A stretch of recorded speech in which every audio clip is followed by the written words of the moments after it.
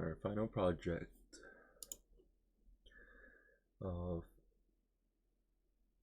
this is our first slide, which is identifying our audiences. In this case, it's you guys, the John Jay College students, and our professor. Why does this matter?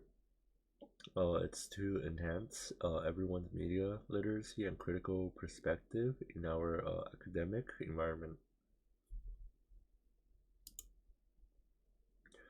Our mission, uncovering bias media narratives to critically analyze Western media's portrayal of colonial impact of Africa, highlighting instances of bias and incomplete reporting in the mainstream narratives.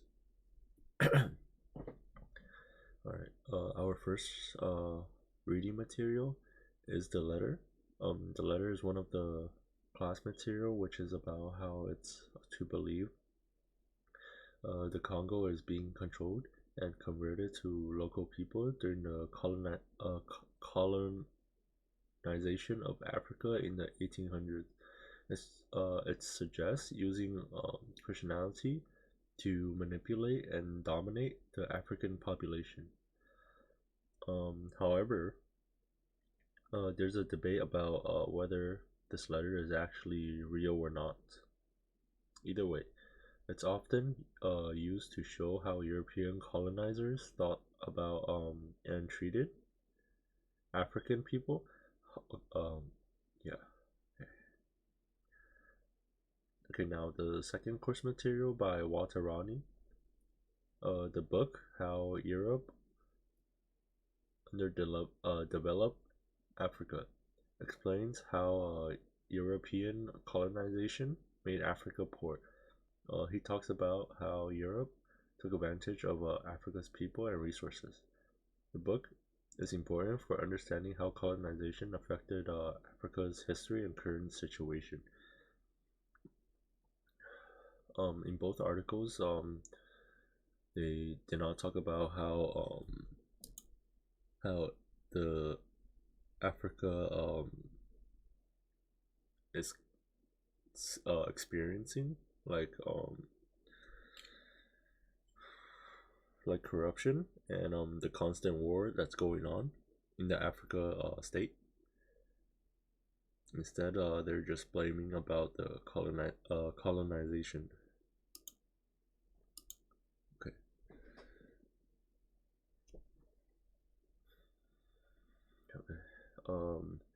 This is our first media source. The article "Colonism in Africa is Still Alive and Well"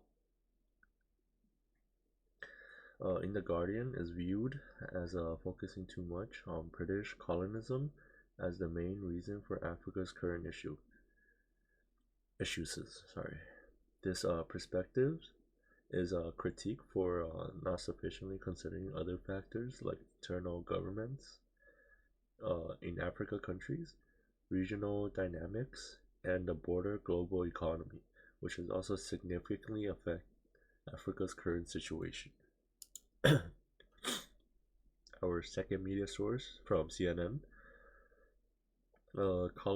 Colonism and the Scramble for Africa, focuses mainly on the actions and perspectives of European colonizers like Britain, France, and Belgium during Africa's colonization and decolonization.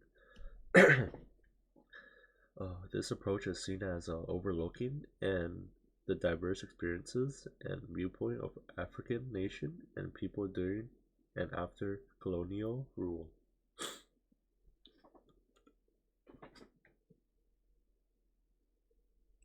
Whoops. Sorry, this was the slide. This is the slide I'm going to talk about. The BBC article. This one's from BBC. Letter from Africa. Complaining and colonism makes us the victim, by Nigerian writer. Don't know how to pronounce that name. Focuses on the African viewpoint on colonism and its aftermath. African who view colonial injustice as a defining part of their identity. The article emphasizes moving towards self-sufficiency in Africa, but it's seen as overlooking the complex relationship between colonial history and current global influences affecting Africa. So the similarities in bias information reported among medias. Um, the common factor seems to be blaming the colonization for its downfall instead of blaming their internal corruption and internal tribal wars that's going on affecting the Africa state. These medias never seems to bring that up, instead just blaming the history. Although the history may have affected Africa, however, in this modern world, I feel like Africa have gotten a lot of help from the outside world. However, the state doesn't seem to be growing rapidly. Instead, still, I feel like they're declining